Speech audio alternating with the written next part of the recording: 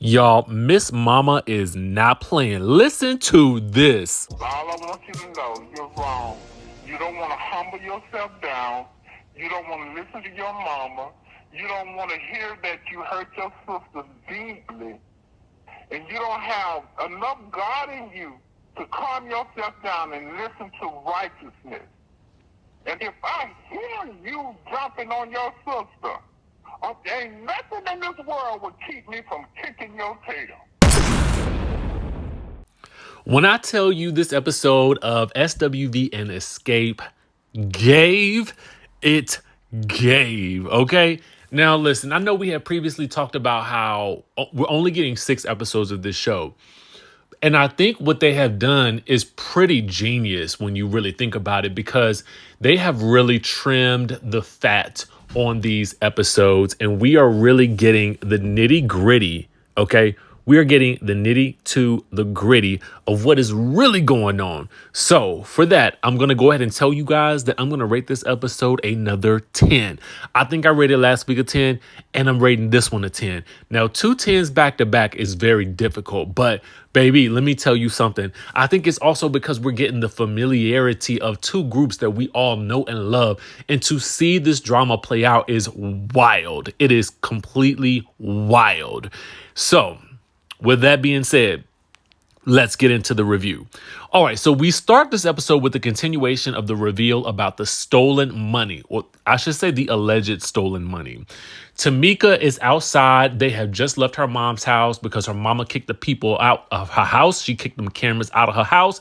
As soon as Tamika started blasting Latocha about this alleged stolen $30,000, for which, if you guys saw my video over the weekend, she had to pay taxes on. Can you imagine having to pay, $12,000 on $30,000 that you never got? Okay, that is crazy. Anyway, Tamika is sick and tired. Miss Mama says that they should have talked to her. And Tamika's like, I did talk to you. And Mama says, you lying. And then she tells them to cut them cameras off. So they asked Mama why they asked Tamika why Mama wanted the cameras off. And Tamika says, because Mama don't want nobody to know what her precious daughter did, allegedly. So Mama is still in real time trying to talk to Tamika and her daughter while they in the car, but Tamika ain't really trying to hear, and they got to drive off with Tamika in tears. All right, so Candy then heads to the candy factory to link with Tamika and Tiny. They want to know where Latocha is. Apparently, Latocha was supposed to be there, and Tamika reveals how the family meeting went, which is the reason why Latocha is probably not there. She reveals that she brought up the incident with the alleged stolen $30,000, okay? And apparently, Mama said you don't know what she needed, okay, at the time. That's what Tamika is saying that her mama allegedly told her. But apparently, Tamika was also expecting and had a daughter in college at the time, as she tells us tearfully in her confessional. So then she plays the message that I played y'all at the beginning of this video. And baby, let me tell you something. When Mama said she was going to get her, I was like, now, what is going on here? I don't know about Miss Mama. And y'all know how I feel about talking about people's mamas, okay? And I know a lot of these women is somebody's mama. But y'all know I'm talking about a generation removed. You know what I mean? And so for me, I just kind of feel like, ooh, it's a respect thing. But as a reviewer of this show, I got to tell you, I'm sadly disappointed in the way her mama spoke to her on that voicemail message.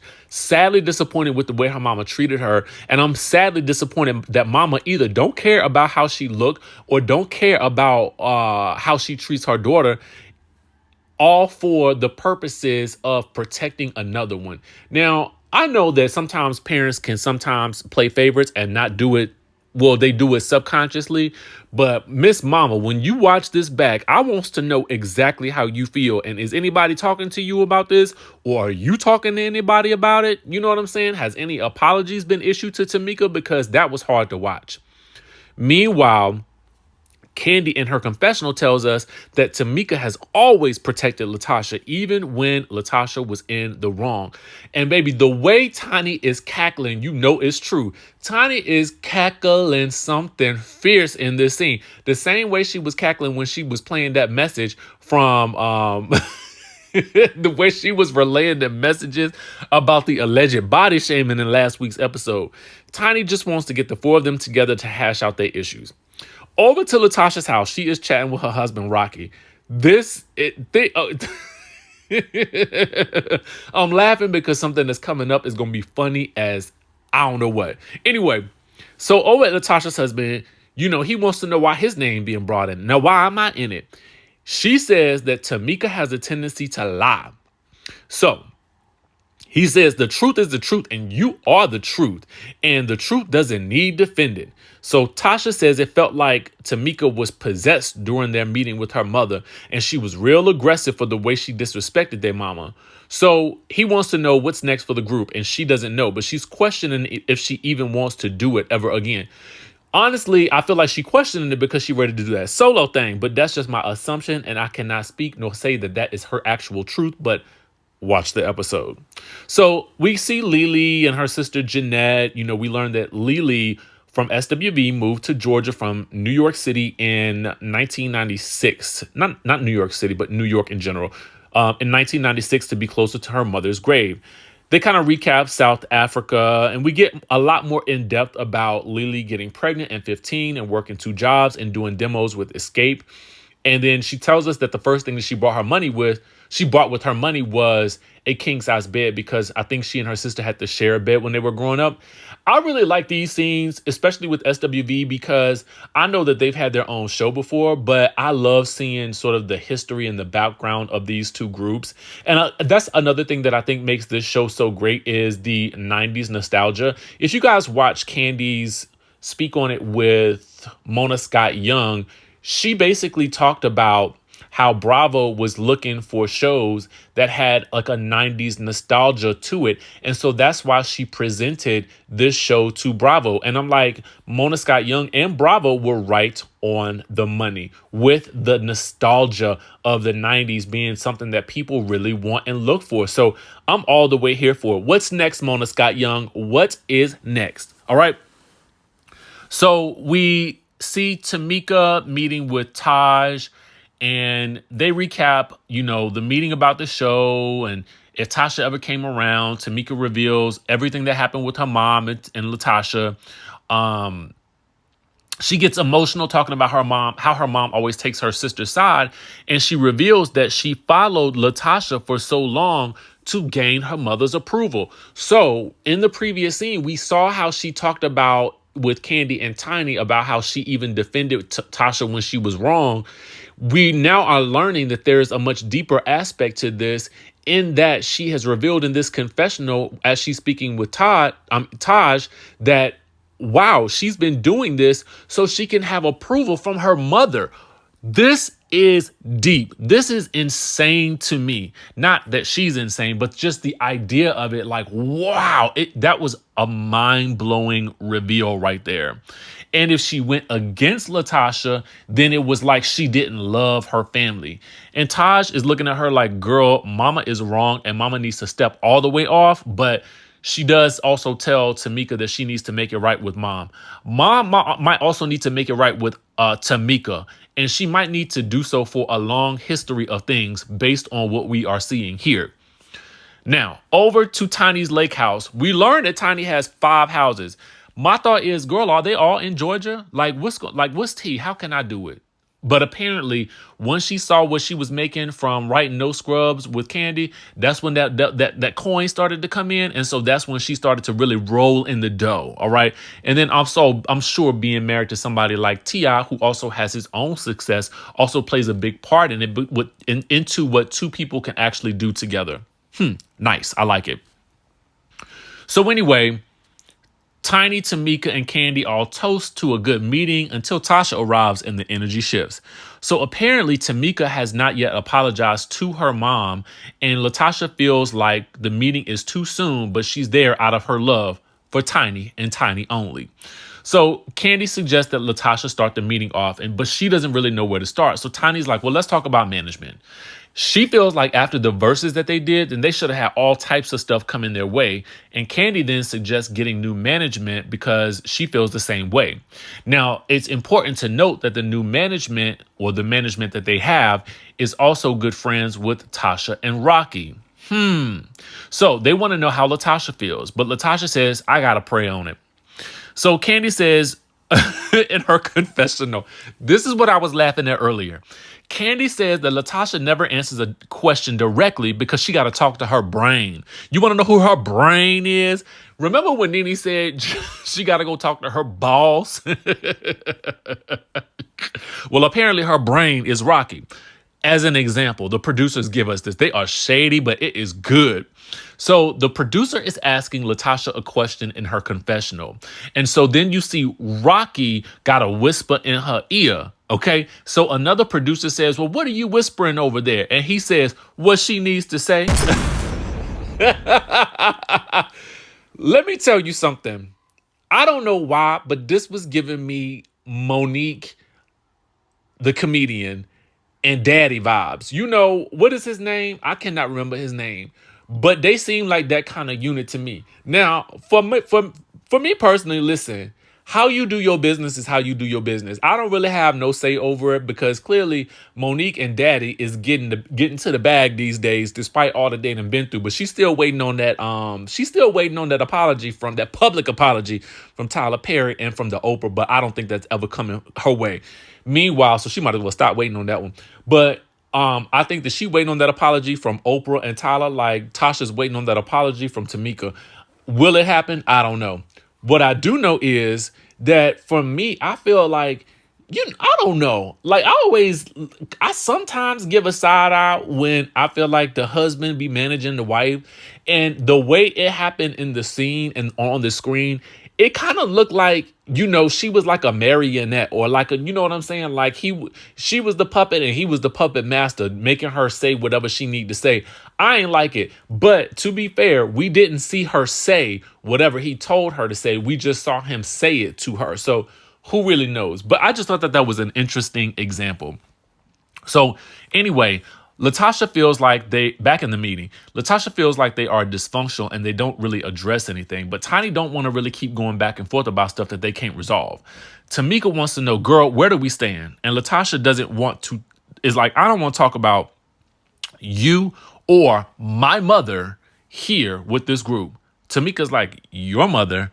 Tasha says, our mother. So Tamika says, well, you said my mother. So this is it. This is where it gets into those little familial dynamics that are playing out within a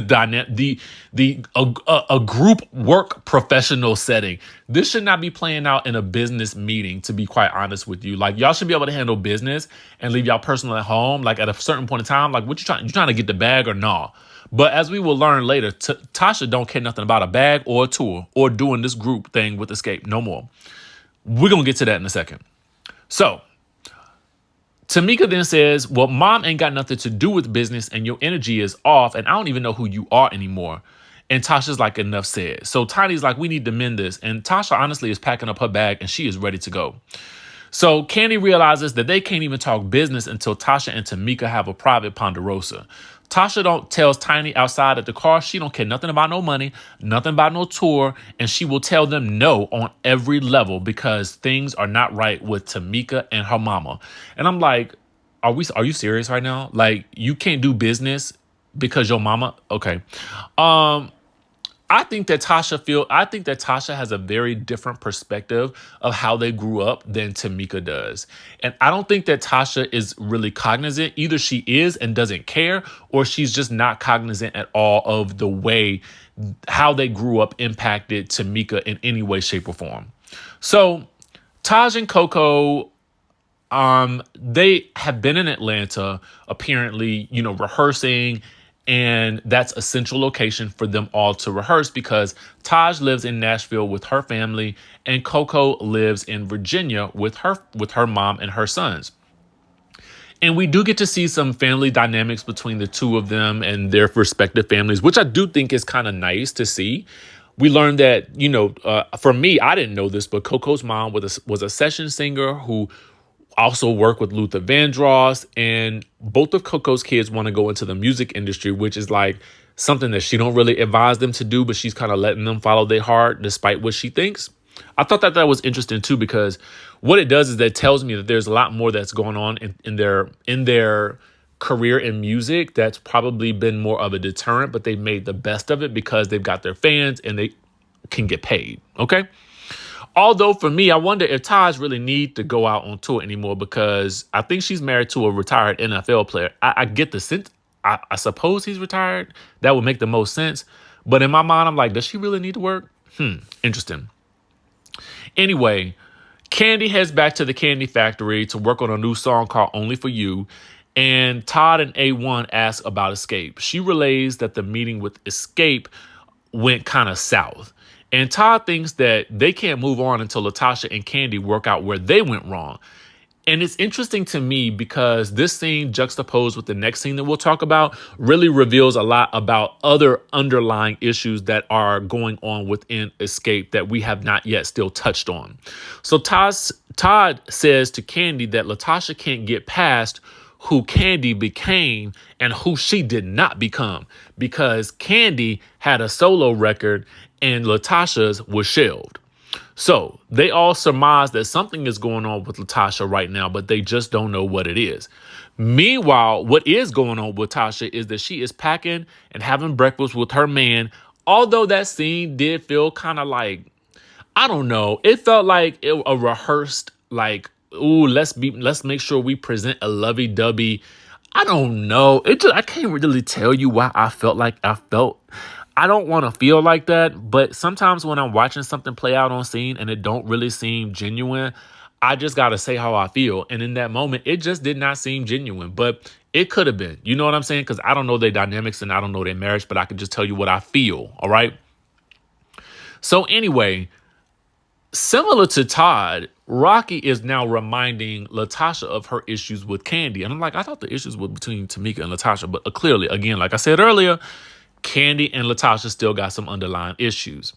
So Latocha feels like Candy had issues because Latocha was always really the lead singer. And apparently Candy became resentful when they would make Latocha sing lead. So when the solo project comes up, Candy allegedly said, well, Latocha, you're not coming up. This is when they were back in Xscape. And so when Latocha went to go do her solo record, for some reason her project got shelved. But oh my God, Candy's project came out. Odd timing, huh? So I think she's trying to make a correlation between the fact that something happened in the background, as the people say, to make Candy's project come out, and something happened to make Latocha's project get shelved. I mean, could it just be that your project won't good? I mean, that's a question that you also have to ask yourself. And I know sometimes as artists, we be so close to our work, but girl, at the end of the day, you just got to ask yourself the question, did the people at the label feel like your project just wasn't good? Period. So anyway, she feels like now is the time to think about herself. So they head to Nashville to talk about her solo record. Down to the Nashville, they get to Motown Gospel to meet with EJ and Monica, the co-executive directors at Motown Gospel. So they follow in the Lord for all their decisions. Okay. They want to know why she wants to do this. And she wants to make music that's relatable. And she wants to, be a writer on all of her music. She says she's been part of a group and it's been hard to speak her truth, but they want to know, is she prepared to juggle this with Xscape? She reveals that there's a lot going on with Xscape and she has to make a decision. And she reveals that Xscape does not know they are meeting with them. Now, of note, they asked her, do the members of Xscape know that you're coming here? And she says, no, they do not. Suddenly, Rocky, who seems to have to whisper things in her ear for her to say things, is telling us or them that he did not know that she had not told Xscape all of this. And I'm thinking to myself now, with the way y'all dynamics are, if you expect me to believe that you did not know that, listen, I find it hard to believe. That's all I'm going to say. I find it very hard to believe that you, who are whispering in her ear exactly what to say, did not know that she did not tell the group members that she was meeting with Motown Gospel. I can't believe it. So anyway, they asked if she's intentionally not telling them. This to me was odd. Okay, maybe not odd. I don't know. It felt odd to me because they were like, we are of the Lord. And to then have to ask that question, are you intentionally not telling your group? This is a tough one for me because the intent not to tell them makes it feel and sound shady, specifically when they've been asking her what is going on with her. So the other side of me understands to a certain degree that she may want to keep certain things to herself while she's trying to figure it all out and until the deal is solid. Y'all let me know how y'all feel about this in the chat down below. But it does make her look super shady. And to be honest with you, for them to be like, we are of the Lord, I kind of felt like, I mean, I don't know. At the end of the day, they got to make their money. So it is what it is. Moving right on along. They want to know, can you sing at the drop of a dime? And I felt like, again, this was one of those forced moments. And so she sings a bit of her song from 2021, Full-Time Love. And they all get to getting into the theater of it all and jumping up and down. Yes, girl, sing, sing, sing. So they do see a space for her. Of course they do. But what does that mean for Xscape? And she reveals that she doesn't know. Girl, yes, you do. So anyway, that is my review for the SWV and Xscape show. I was thoroughly entertained this episode. They have got a lot of drama going on. Let me know what y'all think in the comments down below, and I will catch you in the next video. So, Desiree Davenport, what are you hoping to accomplish with this show?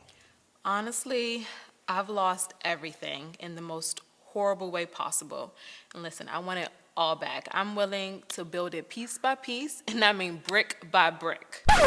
Oh, honey, she is done. I bet you a Birkin she doesn't last all season with us. Just watch. I'm Misha Hill, and I'd like to consider myself the matriarch of this dynamic group of ladies. I mean, someone has to keep them under control. I'm Davita Delaney. I mean, I think I could teach these ladies a thing or two about how to get and keep a good man. They said she was a gold digger. Gene, you're there for me. I'm just really looking forward to being surrounded by other empowering bosses. Yes, I know exactly what she's doing. And if she keep playing in my face, I'm gonna have to let her off her dirty little secrets just like she did to me. And I'm not playing. Let's get this straight. If I brought you into this circle, I just as easily can take you out. She ain't running nothing over here, okay? She needs to be worried about running that household and worried about why that husband of hers is never at home. Oh, hell. Ooh, child, this is about to be a mess. Oh my God, I hate mess. What in the world did I get myself into?